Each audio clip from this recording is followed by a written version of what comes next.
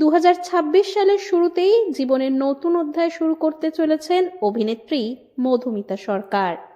আগামী 23শে জানুয়ারি 7 পাকে বাঁধা পড়বেন তিনি। বহুদিনের বন্ধু দেবমাল্য চক্রবর্তীর সঙ্গেই গাঁটছড়া বাঁধতে চলেছেন অভিনেত্রী।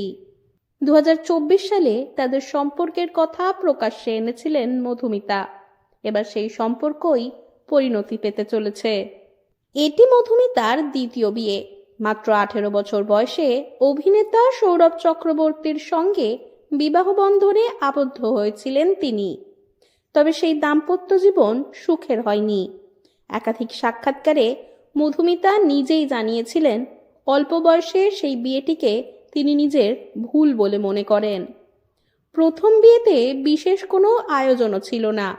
দিদি নাম্বার ওয়ানের মঞ্চে অভিনেত্রী জানিয়েছিলেন ধুমধাম করে বিয়ে না করার কি কারণ ছিল। সম্প্রতি দিদি নাম্বার ওয়ানের একটি পুরনো ক্লিপিংস আবারও ভাইরাল হয়েছে। লোকজন না ডেকে বিয়ে করার কারণ ব্যাখ্যা করতে গিয়ে মধুমিতা বলেছেন, সেই কতগুলো টাকা খরচা করে লোককে খাওয়ানো, তারপরে ডিভোর্স হয়ে গেলে টাকাগুলো তো বেকার খরচ হবে, তার চেয়ে ওই টাকায় একটা বাড়ি কেনা ভালো। তবে সময় বদলেছে, পরিস্থিতিও বদলেছে।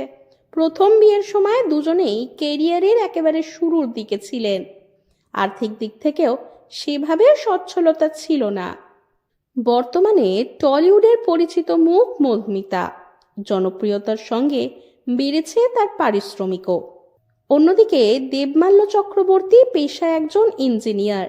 মোটা মাইনের চাকরি করেন তিনি। ফলে দ্বিতীয় বিয়েতে আর কোনো রকম বাধা নেই। শোনা যাচ্ছে রাজকীয় আয়োজনেই বিয়ে সারতে চলেছেন মধুমিতা ও দেবমাল্য।